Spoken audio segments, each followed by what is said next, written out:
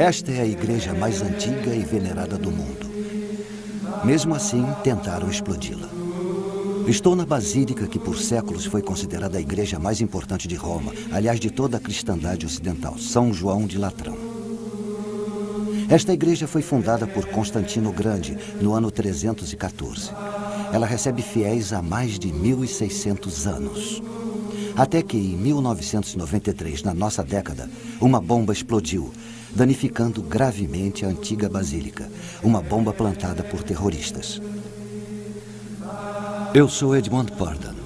Na próxima hora, estaremos analisando a relação entre acontecimentos mundanos e os 7 sinais do retorno de Cristo, tais como se vê no Antigo e no Novo Testamento da Bíblia.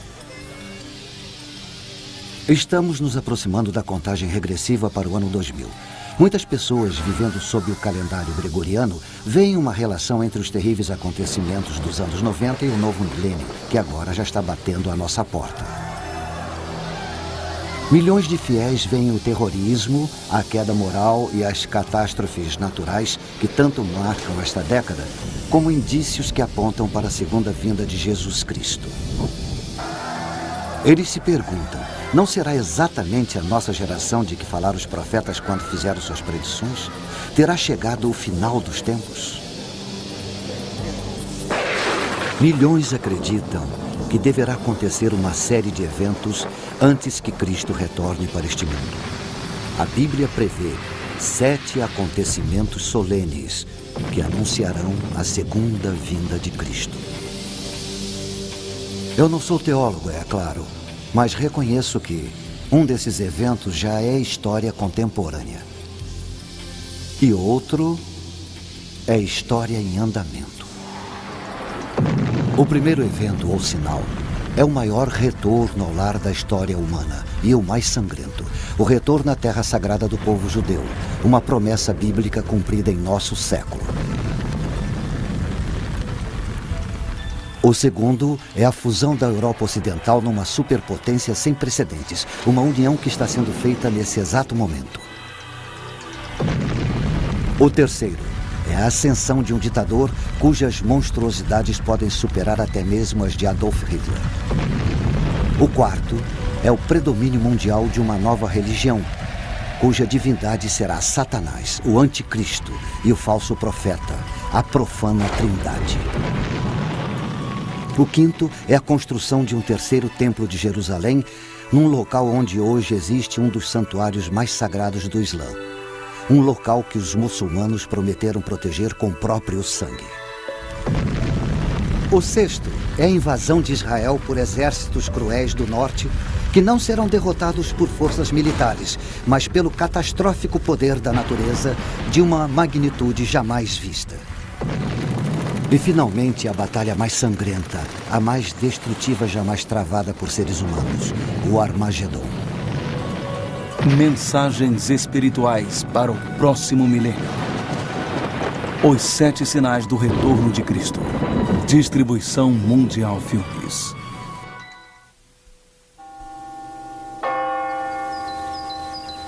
Mil anos antes de terem colocado a bomba, São João de Latrão era a igreja do Papa. Na véspera do Ano Novo, do ano de 999, o Papa Silvestre II fez uma missa aqui para uma congregação profundamente contrita, marca do arrependimento pelos seus pecados. Muitos dos ricos da congregação tinham doado suas terras, outros libertaram seus escravos. Agora aguardavam temerosos que os sinos da igreja finalmente anunciassem um novo milênio e a segunda vinda de Jesus Cristo.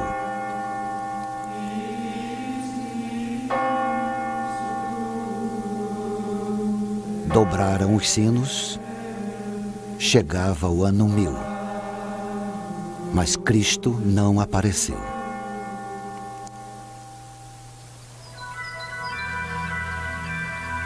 Sendo assim, o sol nasceu no primeiro dia do começo de um novo milênio.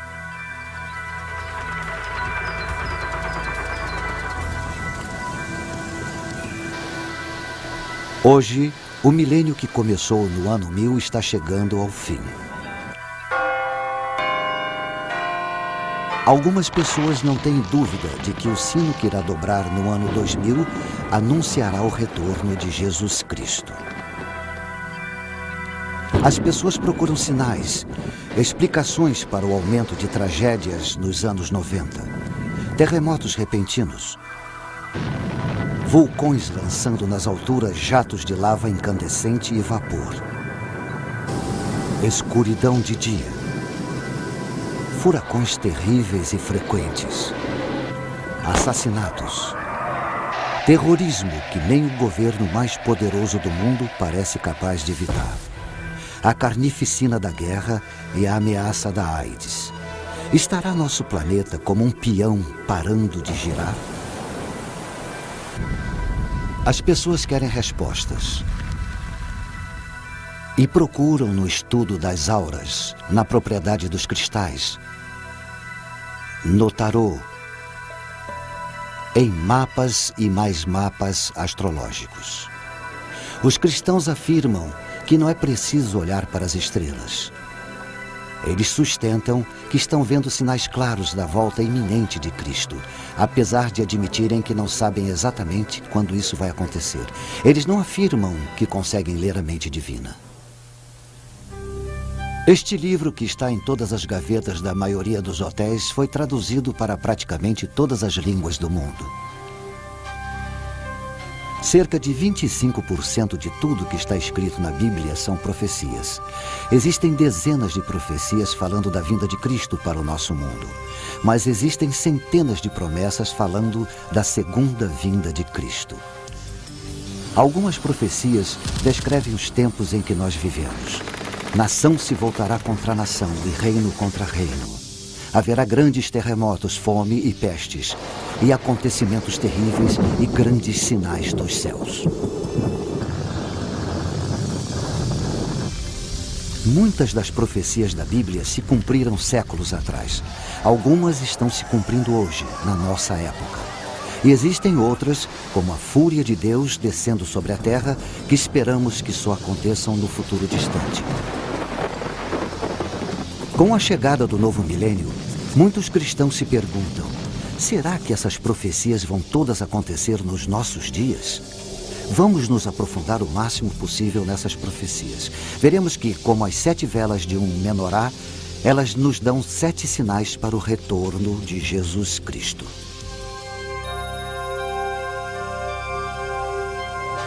Vejamos o primeiro sinal, a devolução de Israel. As profecias são muito claras.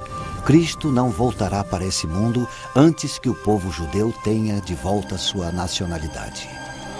No dia de Ano Novo do ano 1000, os cristãos não tinham o que temer.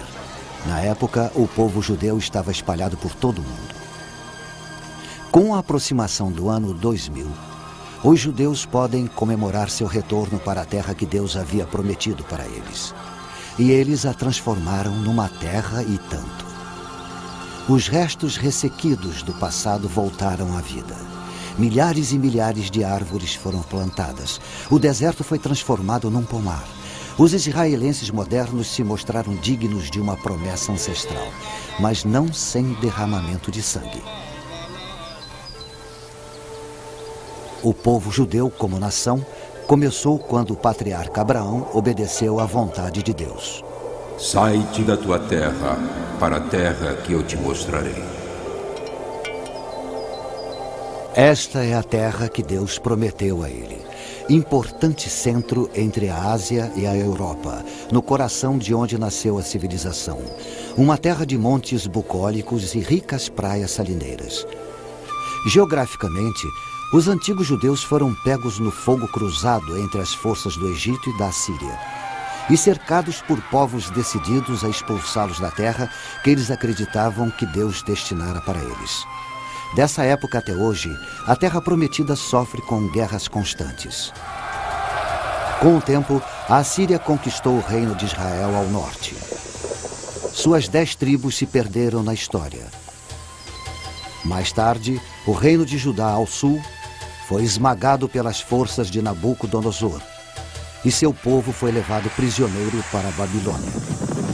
até que os persas destruíram a Babilônia e os descendentes de Abraão ficaram livres para voltar para a Terra Prometida. Mas a Terra Prometida estava ocupada por Roma. Roma construiu cidades, Roma construiu termas, Roma construiu anfiteatros e Roma trouxe seus deuses. O jugo romano era mais pesado do que os judeus podiam carregar. Eles se rebelaram e foi um levante que a poderosa Roma levou quase 4 anos para neutralizar. Enfim, a fúria de Roma se abateu sobre Israel com violência. Houve uma explosão de judeus em fuga que atingiu todos os cantos conhecidos do planeta. Em seu exílio, eles confiaram na promessa feita pelos profetas. Assim diz o Senhor dos Exércitos: Eis que salvarei o meu povo, tirando-o da terra do Oriente e do Ocidente. E os trarei, e eles habitarão no meio de Jerusalém. Eles serão o meu povo. Mas Jerusalém caiu nas mãos de forças muçulmanas que trouxeram o Islã. Durante séculos, a terra chamada Palestina fez parte do Império Turco-Otomano, até que os turcos foram derrotados na Primeira Guerra Mundial. Isso permitiu o retorno de alguns judeus para sua terra original. Até que nos anos 30, da Alemanha nazista chegaram ondas de ódio aos judeus, que obscureceram as perseguições do passado. Os judeus foram marcados com estrelas amarelas. As lojas judias foram destruídas, sinagogas foram incendiadas, algumas vezes com a congregação dentro. Aos milhões, os judeus foram levados para campos de concentração num programa que visava a extinção do povo judeu de uma vez por todas. Explode a Segunda Guerra Mundial. Depois da derrota da Alemanha, os judeus sobreviventes do Holocausto foram para as costas de sua antiga terra natal para serem rechaçados em seguida. Então, depois de 9 meses de discussão, as Nações Unidas votaram pela divisão da Palestina no Estado Árabe e no outro judeu. Em 14 de maio de 1948, nasceu o novo Estado de Israel. E com ele, o primeiro sinal do retorno de Cristo. As pessoas dançaram nas ruas. Elas vieram cantando. Judeus tão diferentes entre si como Marrocos é diferente de Manhattan. Judeus dos casbás e dos bazares, dos bairros de alfaiates de Nova York, dos esconderijos em Amsterdã, da Inglaterra e da Suíça, do refúgio na Suécia, da Índia e Etiópia, do Iêmen e Detroit. Eles possuíam um laço de união bíblico com uma terra que a maioria nunca tinha visto. Também designarei lugar para Israel e o plantarei ali, para que habite no seu lugar e não mais seja perturbado. Estas palavras do profeta Amós foram ditas há cerca de 2.700 anos. A devolução de Israel para o mundo parecia um sonho impossível, mas uma por uma as barreiras que o impediam foram afastadas. Pelas mãos de Deus, muitos acreditam. Este sinal surgiu em nossa época. Quantos mais se seguirão?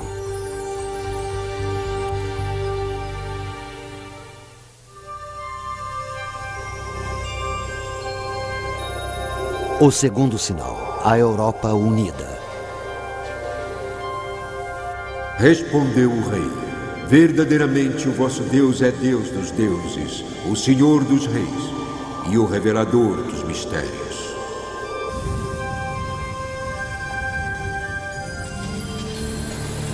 No passado, esta cidade Roma foi a maior capital do mundo antigo. Hoje, Roma ainda é capital. Uma capital de um dos muitos países do oeste europeu que formaram uma confederação denominada UE, ou mais popularmente União Europeia. A União Europeia é dinâmica. Ela alimenta o ideal de uma Europa unida, integrando os países membros econômica e politicamente. Ela prevê políticas comuns no comércio, na agricultura. Isso exige um sistema monetário europeu único para todos os países membros. Ela mantém um parlamento multinacional. Se a União Europeia decidir formar um exército comum europeu, ela emergirá como o Império Romano do século XXI. Incrivelmente, toda a operação da União Europeia foi prevista há cerca de 1.600 anos. Isso aconteceu na Babilônia, a lendária Babilônia dos Jardins Suspensos.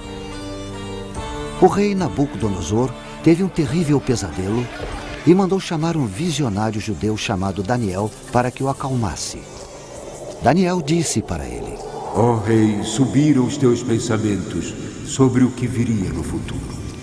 Ele continuou falando de uma enorme estátua de 4 metais de vários graus de dureza, referentes a grandes impérios do mundo antigo. A cabeça de ouro é a Babilônia. O peito e os braços de prata, o Império Persa.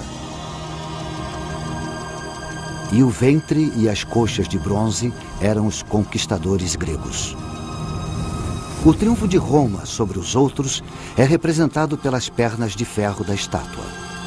Muito interessantes são os pés de ferro e barro. Os 10 dedos simbolizando 10 nações que cederão sua soberania a Roma. Daniel também teve uma visão do futuro. Foi tenebrosa.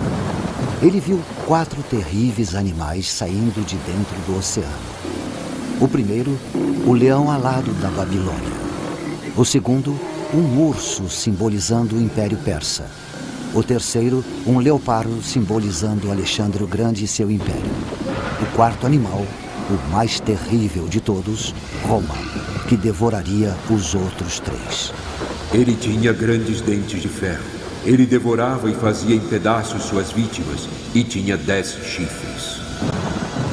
O profeta continua e diz que só depois que este superpoder de Roma for destruído, Cristo voltará para a terra e estabelecerá um domínio eterno que não passará. Mas a ideia de uma Roma imperial nunca morreu. Os fantasmas dos Césares continuaram assombrando as lideranças europeias. No século VIII, Carlos Magno foi coroado Sacro Imperador Romano. O Sacro Império Romano atingiu seu ápice durante a Renascença, com Carlos V.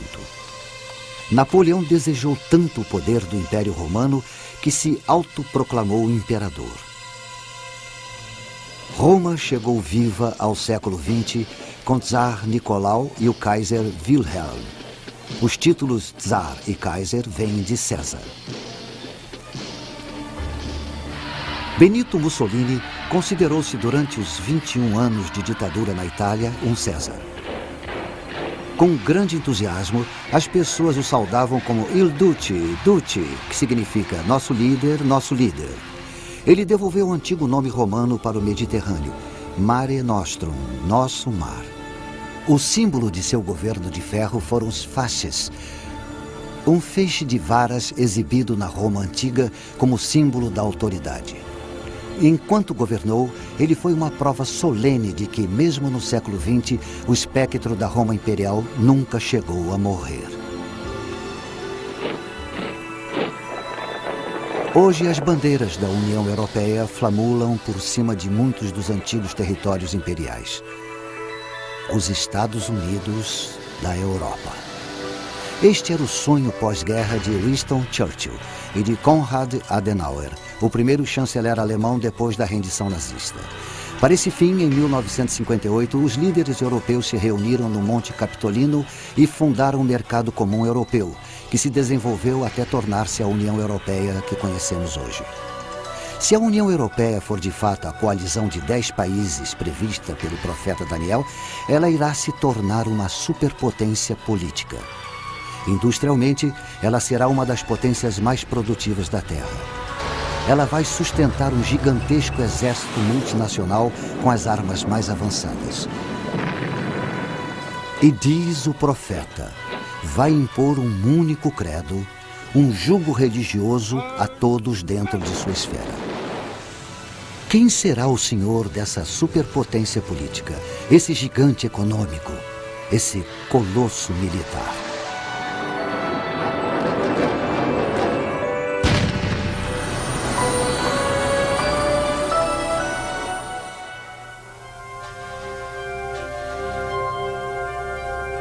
O terceiro sinal é a vinda do anticristo.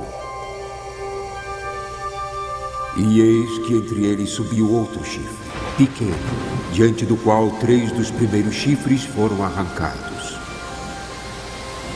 E eis que neste chifre havia olhos como os de um homem, e uma boca que falava grandes coisas.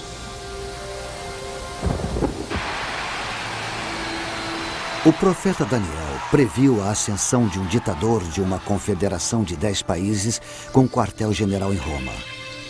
Ele vai se posicionar contra Cristo nos últimos dias antes da segunda vinda. Ele previu um homem que arranca todos que se opõem a ele em sua ascensão até o poder absoluto. Seus olhos, os olhos de um homem, demonstram aguda inteligência, e sua boca, que fala grandes coisas, prediz um orador de grande autoridade. Um orador carismático que hipnotiza a massa de seguidores. Para ele, as pessoas entregam tudo: sua vontade, sua lealdade, seu amor, sua liberdade, sua própria alma. Estão convencidas de que ele é o Salvador. No mundo de guerras sangrentas, ele acena com a paz. Num mundo tomado pelo terrorismo, ele estabelece a ordem. Ele estabiliza economias abaladas. Ele unifica seus seguidores numa nova ordem mundial. Nesse mundo de sofrimento, o nosso mundo parecerá que é um enviado dos céus. Nada estaria mais distante da realidade. Ele é o anticristo enviado de Satanás. Soberano de rosto duro, senhor da intriga, que irá ter sucesso em tudo que fizer. Se a profecia estiver certa, é possível que o anticristo já se encontre entre nós. Temos várias razões para acreditar que será europeu. Eu ou você já podemos ter esbarrado nele na rua de alguma cidade. Ou ter sentado ao lado dele num avião. Ou sentado no mesmo banco de praça em Paris. Para milhões de cristãos, ele é o inimigo. Em sua luta pelo poder, ele vai acumular cada vez maior apoio popular. E por que não? Para as multidões profanas do Ocidente que estão cansadas das guerras seguidas e intermináveis. De rivalidades entre grupos e massacres. Cansados de limpezas étnicas, da chaga das drogas, do crescente terrorismo, cansados da aparente falta de sentido da vida. Toda uma geração de jovens vai ver nele um ideal de vida, pela disciplina, ansiosos por viverem pelo ideal dele e morrerem por esse ideal. Os fiéis têm certeza de que ele vai conquistar o poder absoluto sobre todos os homens, mulheres e crianças dentro da confederação de 10 países, do início até o fim. Ele vai decidir quem deve nascer e quem deverá ser abortado. Em quem se deve investir e quem deve ser bucha de canhão. Porque sua insinuante plataforma de paz um dia irá se tornar um trampolim para a guerra. Ele vai decidir quem dentre os velhos deverá ser eliminado depois de não ser mais útil. E não vai tolerar discordância nem discussão. Para compreender toda a sedução e o enorme poder do anticristo, podemos nos voltar para o passado, para a triste primeira metade do século XX. Adolf Hitler oferece uma visão plausível do que podemos esperar do anticristo. Realmente, quando Hitler estava no poder, havia quem acreditasse que ele era de fato o anticristo. Isso é compreensível se estudarmos o rosto de Hitler. É claramente o mesmo do rei de rosto duro, previsto pelo profeta Daniel. Hitler, com certeza, foi um mestre da intriga. E os olhos? Astúcia, aguda inteligência. E quanto ao que Daniel disse sobre o ditador com uma boca que dirá grandes coisas, Hitler foi um enfeitiçador. Mediante uma série de comícios públicos planejados e sua própria oratória hipnótica, Hitler se tornou o líder supremo da Alemanha. Ele dizia que só queria devolver à Alemanha seu lugar correto entre as nações do mundo pacificamente. Um arauto da paz. Os cristãos acreditam que é assim que o anticristo vai se apresentar em sua subida ao poder. Se anexasse a Europa a seu terceiro Reich, Hitler seria o senhor de praticamente todas as colônias europeias mais importantes do Império Romano. Era apenas uma questão de mudar sua capital de Berlim para a própria Roma. Mas Britânia, a Grã-Bretanha, recusou-se e o rechaçou. Quando a Segunda Guerra Mundial se voltou contra ele, pareceu menos provável que Hitler pudesse ser o anticristo da profecia. Mesmo assim, Adolf Hitler é o mais próximo que podemos pensar para entender a ideia cristã de um anticristo. Como Hitler, ele irá hipnotizar as massas para depois escravizá-las. O Reich de 1000 anos de Hitler durou menos de 12 anos. Durante esse tempo, entretanto, o domínio que Hitler exerceu sobre os povos e países foi assombroso. Mesmo assim, pelos padrões de hoje, as ferramentas de que ele dispunha para exercer seu controle eram primitivas. Não havia o uso da eletrônica que temos hoje. O ditador profetizado, o anticristo, vai ser um Hitler moderno. Mas diferente de Hitler, todos os espantosos avanços da tecnologia eletrônica estarão à sua disposição. Enormes redes midiáticas e meios eletrônicos de lavagem cerebral estarão a seu serviço. As armas mais destrutivas estarão sob seu comando. E ele vai programar a humanidade para servi-lo.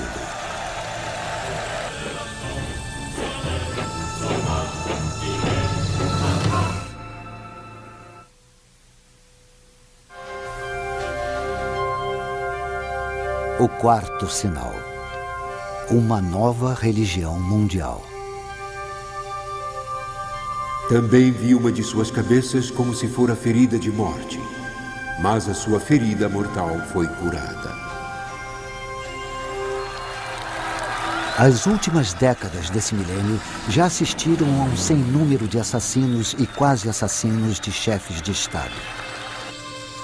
O atentado contra a vida do presidente Ronald Reagan. O presidente foi ferido e sobreviveu, mas tentativas em outros líderes foram bem-sucedidas. O premier egípcio Anwar al-Sadat, Indira Gandhi, primeira-ministra da República da Índia, Yitzhak Rabin, de Israel. Os cristãos se assombram com o assassinato do anticristo, descrito no último livro da Bíblia, o das Revelações ou o Apocalipse. Ele será ferido. É o que a profecia nos diz, mortalmente ferido. Depois, como por milagre, ficará curado. De certo modo, ele vence a morte. Talvez em descarada zombaria, a morte e ressurreição de Jesus Cristo. As Escrituras nos dizem: toda a terra se maravilhou, seguindo a besta. Então, esse ditador, o anticristo, irá se autoproclamar um Deus na terra. O mundo já assistiu a algo semelhante. Nós nos lembramos de julho de 1944. Vários oficiais de alta patente do exército alemão conspiraram para matar Hitler com uma bomba escondida. Uma bomba potente.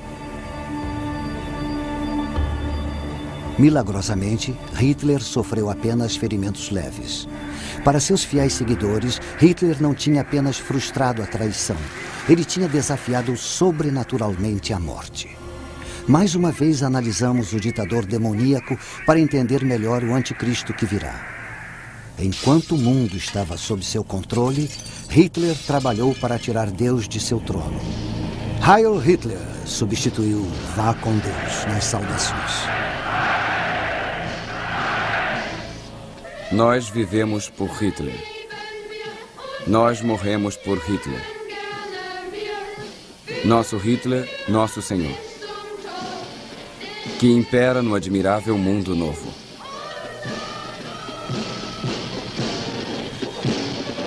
Os rituais cristãos foram aniquilados, quando não substituídos pela ostentação pagã. O lugar de honra das Sagradas Escrituras foi ocupado pela autobiografia de Hitler, Mein Kampf. O culto a Hitler alcançou seu ápice no fervor da SS, a elite militar do Führer. As unidades SS cumpriram suas ordens desumanas sob a efígie da Caveira da Morte.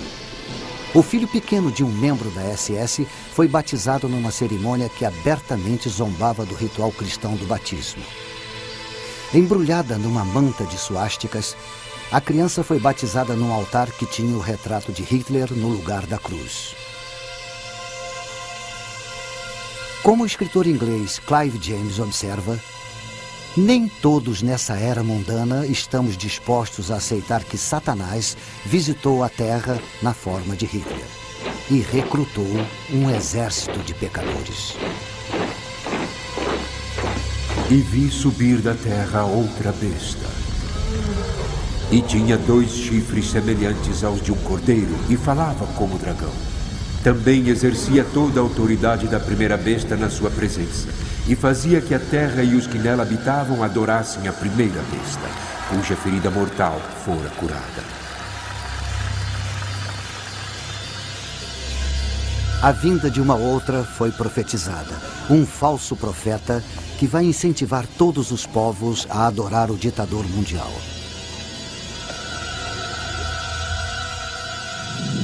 A Bíblia nos diz que ele vai fazer o fogo descer do céu. Mesmo assim, ele não fará de si mesmo objeto de adoração. Em vez disso, irá dirigir a adoração do povo para o ditador, o anticristo. Ele fará as mentiras do anticristo parecerem verdade. E assim, esse ditador, economicamente e militarmente o mais poderoso que o mundo jamais conheceu, irá se considerar divino. Ele vai tentar imitar os milagres terrenos do Cristo. Se Jesus devolveu a visão aos cegos, ele vai empregar talvez tratamentos médicos ainda desconhecidos para a cegueira. Se Jesus fez os coxos andarem, ele poderá recuperar nervos e músculos atrofiados eletrônica ou quimicamente. Se Jesus fez a filha de Jairo voltar da morte, ele poderá, como Frankenstein, usar espantosas novas tecnologias para tentar igualar o milagre. Ou com poderes satânicos, ele poderá genuinamente dominar o sobrenatural para operar seus milagres. Porque a Bíblia diz que é Satanás quem alimenta esta dupla de anticristo e falso profeta. Desde o princípio, Satanás, o inimigo, o enganador, está determinado a afastar a humanidade de Deus. O fim dos tempos assistirá à maior mentira de todas, Satanás como o Pai, o anticristo como o Filho e o falso profeta como o Espírito Santo. A adoração do homem pela profana Trindade. O mundo poderá festejar tal reviravolta. Nosso mundo ocidental está tomado pela desorientação espiritual. Pequenos profetas surgem em toda parte. Muitos buscadores da verdade são atraídos para as fileiras de cultos bizarros. Em Johnstown, na Guiana, um falso profeta orienta seus seguidores para cometerem suicídio em massa pela ingestão de uma mistura com cianeto. 800 homens, mulheres e crianças caminham para a própria morte. Em seguida, um falso messias provoca a morte de famílias inteiras no Texas. Na Suíça e no Canadá, mais de 50 membros da Ordem do Templo Solar, trajados em vestes cerimoniais, ou tiram suas próprias vidas ou são assassinados por seus companheiros de culto. Os seguidores de outro falso profeta, uma autoproclamada reencarnação de Cristo e Buda, soltam um gás letal no metrô de Tóquio na hora do rush. Milhares de trabalhadores são hospitalizados, alguns morrem. Violência oriunda do fervor religioso. De fato, a adoração da profana Trindade pode não estar longe.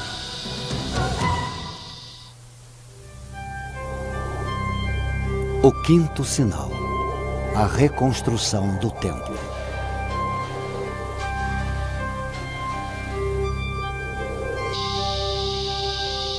Foi-me dada uma cana semelhante a uma vara, e foi-me dito: levanta-te, mede o santuário de Deus e o altar e os que nele adoram.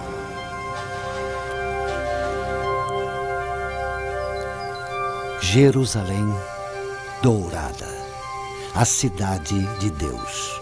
Seu solo pisado pelos pés dos conquistadores, assírios e babilônios, gregos e romanos, sarracenos e otomanos. Suas portas, os sagrados portais dos peregrinos, judeus, cristãos, muçulmanos. Seu nome significa paz. Sua história, conflito. Mesmo assim, ela é a cidade onde quase todo ser humano sente o desejo de estar.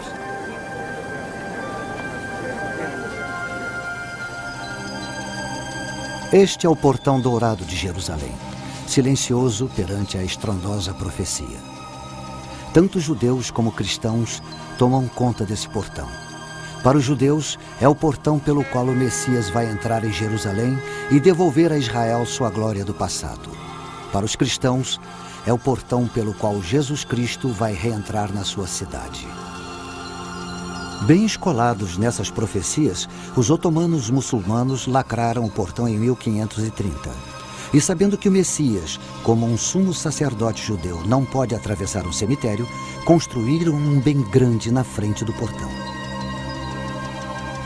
Esta é a coroa de Jerusalém, o templo do monte, o monte bíblico de Moriá e o centro da fé judaica. Apesar de ter apenas 35 acres, é o pedaço de terra mais disputado de todo o mundo.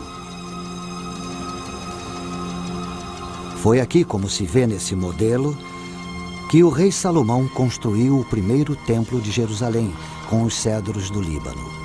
Mas ele foi destruído em 586 a.C. por invasores babilônicos.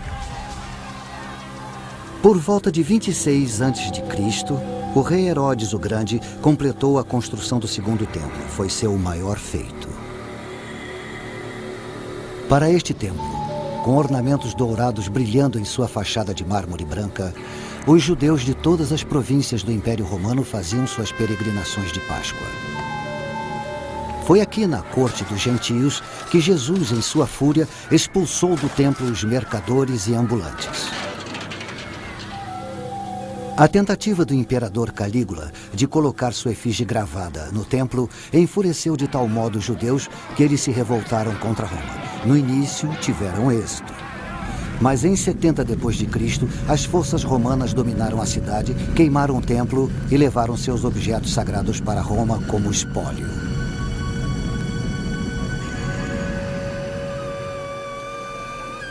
Tudo o que resta hoje dos templos de Jerusalém é uma parede de sustentação feita de pedras enormes de 15 metros de altura chamada Ha-Kotel, ou Muro das Lamentações. De toda a cultura judaica, este é o local mais sagrado. O que encima o monte do templo hoje é uma maravilha da arquitetura muçulmana. O Kubet es-Sakra, ou Domo de Pedra, é tão sagrado para os seguidores de Maomé quanto o templo era para os filhos de Israel. Ele abriga uma rocha sobre a qual, segundo se diz, o patriarca Abraão preparou o sacrifício de seu filho Isaque. É também a rocha da qual, segundo os muçulmanos, o profeta Maomé ascendeu ao paraíso. Cristãos e judeus estão proibidos de orar no domo ou na linda mesquita de Al-Aqsa, que fica próxima. Mesmo assim, o monte é o único local onde os judeus podem construir um novo e o terceiro templo de Jerusalém. E a reconstrução do templo é fundamental para os judeus mais religiosos. O monte do templo. Tanto judeus como muçulmanos reclamam sua posse. Um antigo representante de Jerusalém chamou esse tipo de conflito de uma bomba relógio de dimensões apocalípticas.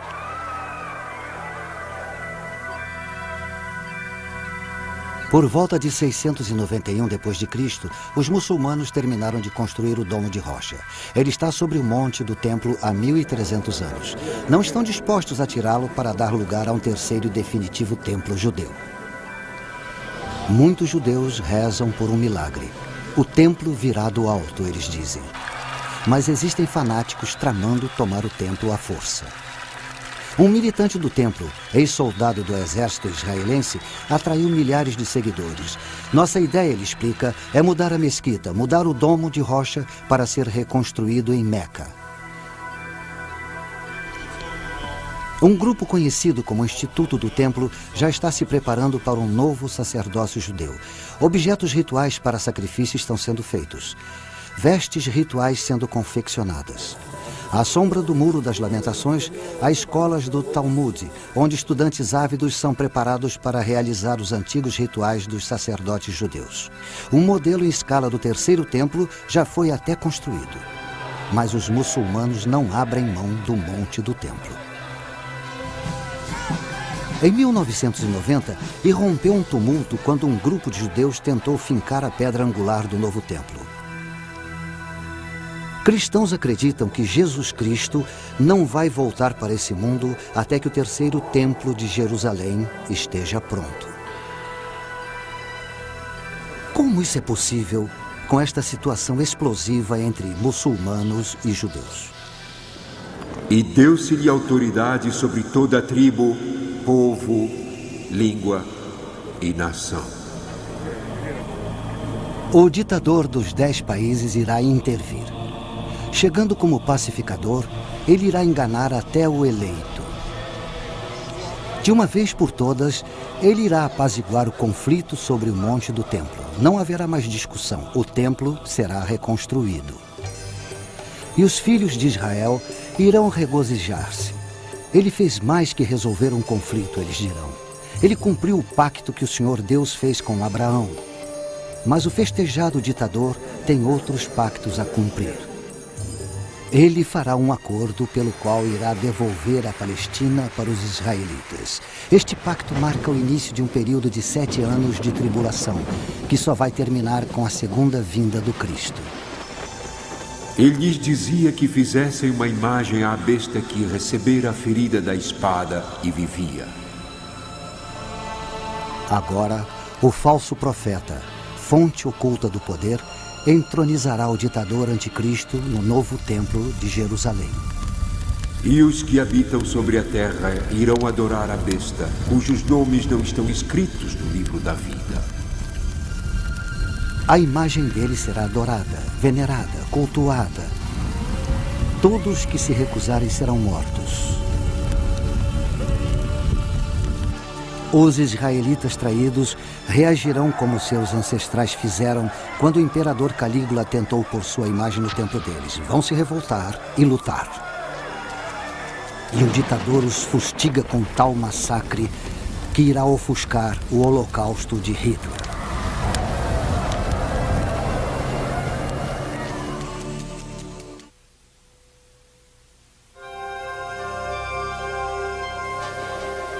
O sexto sinal.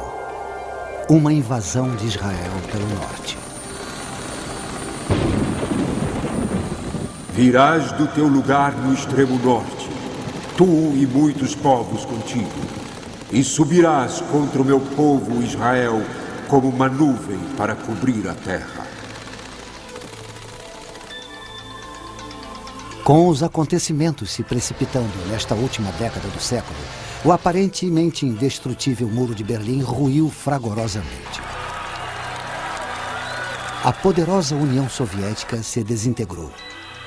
O mundo tremeu com as consequências. A profecia bíblica lança alguma luz sobre o que isso pode significar no novo milênio.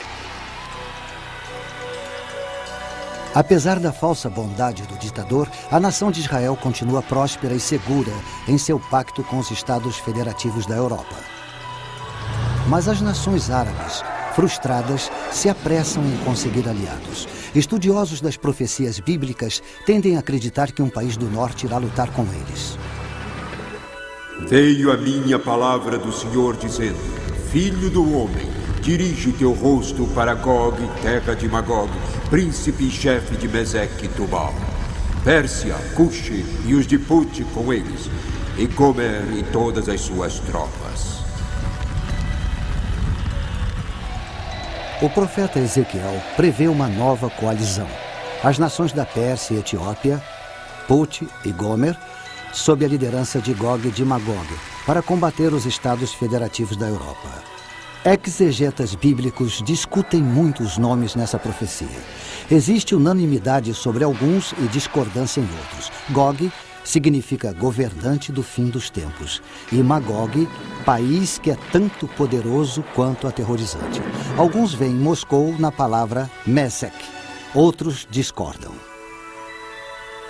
Antes dos acontecimentos de 1989, era fácil pensar que a União Soviética de ateu seria o Gog de Magog das Escrituras.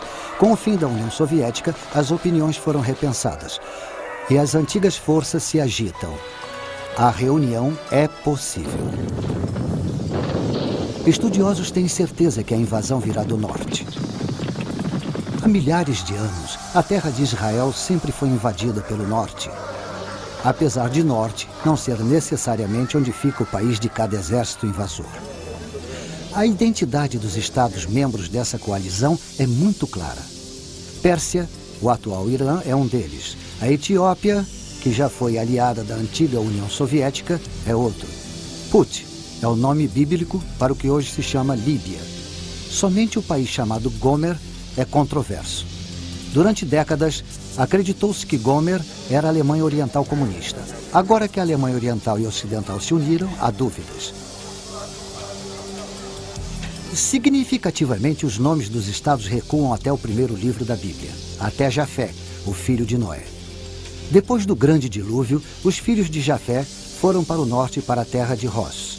Rosh se parece com Rússia. Mas como alguns sábios prudentemente nos lembram, o nome Rússia, derivado do varego Rush, que fundaram o reino de Kiev, não existia até o advento do século IX d.C. Não está claro por que os estados federativos da Europa não repelem o Gog de Magog e sua coalizão. O que está claro é que, enquanto Israel dorme na segurança de seu novo pacto, Gog e seus aliados atacam como uma nuvem para cobrir a terra.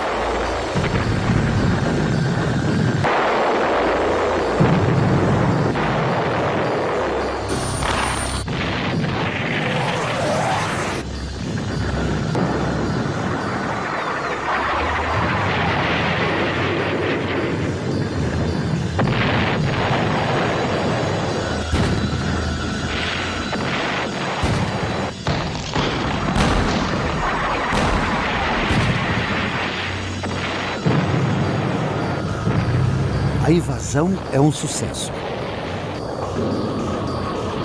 Mas os invasores estão confiantes demais.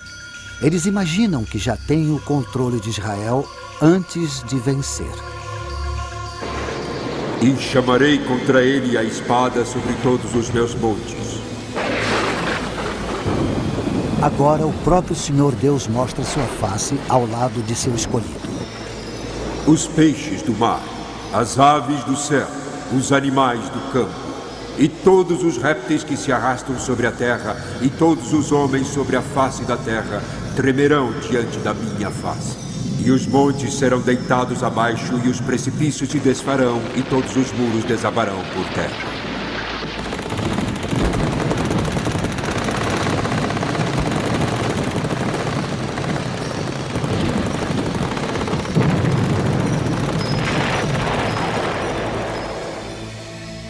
Gog e sua coalizão são destruídos. Tão grande é a devastação que leva 7 meses para enterrar todos os mortos e 7 anos para enterrar todos os terríveis destroços. Mas esta guerra é um mero prelúdio do que está por vir.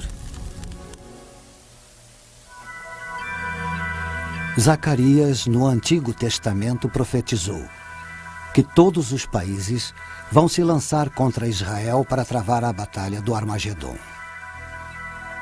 Em 2 de dezembro de 1942, neste local, na Universidade de Chicago, foi feita a primeira fissão nuclear. No átimo de segundo desse primeiro clarão atômico, iniciava-se uma nova era. A era da energia nuclear e a da guerra nuclear. Se a profética batalha do Armagedon for inevitável, será um holocausto de natureza nuclear. Se isso vier a acontecer, pode-se dizer que a batalha teve sua origem neste local, onde está hoje a escultura comemorativa de Henry Moore.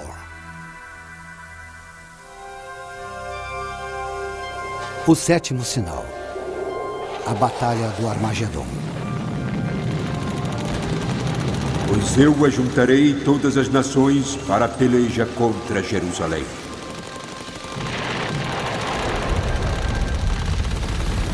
Zacarias, do Antigo Testamento, profetizou que todos os países vão lutar contra a terra de Israel para realizar a batalha. Ele previu uma batalha em que uma boa parte da raça humana irá morrer. O nome do lugar onde essa batalha será travada provoca arrepios só de ouvir. Armagedon. Os cristãos acreditam que toda a epopeia dos judeus é uma crônica dos esforços de Satanás para destruir o povo escolhido de Deus e para malograr o plano de Deus para a redenção da humanidade. O tempo é chegado em que esse adversário de Deus fará um grande último esforço para atingir seus objetivos.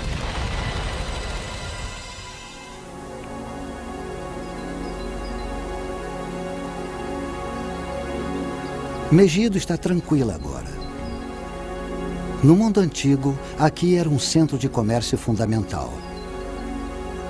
Debaixo das ruínas da cidade que estão vendo, estão enterradas 20 outras Megidos, uma em cima da outra.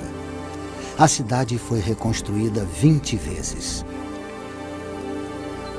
O Vale de Megido se estende do Mediterrâneo até o norte de Israel.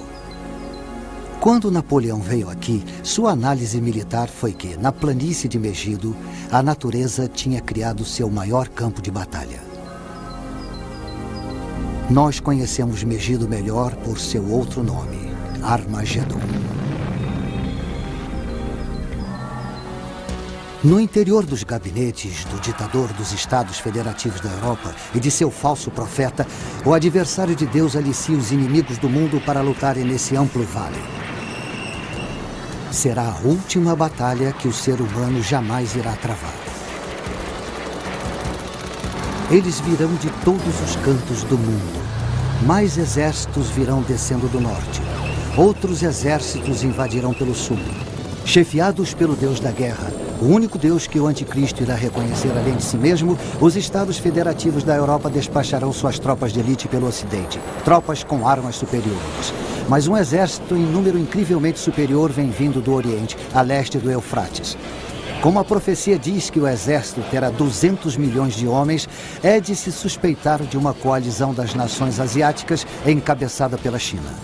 Do norte, sul, leste e oeste eles vêm, e o confronto é aqui.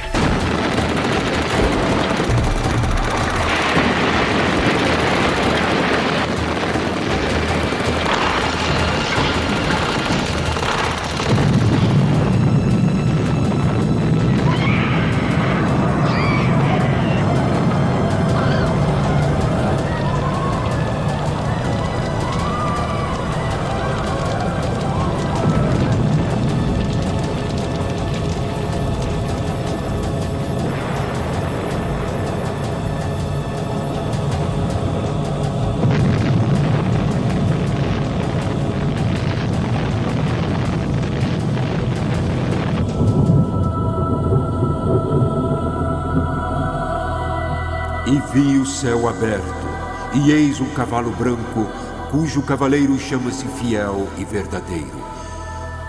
No manto sobre a sua coxa tem escrito o nome: Rei dos Reis e Senhor dos Senhores. Cristo, que retornou em sua glória, julga as nações ímpias. De sua cidade sagrada, Jerusalém, ele irá reinar triunfante e seu reino será eterno. A profana trindade está esmagada. Satanás foi banido para sempre.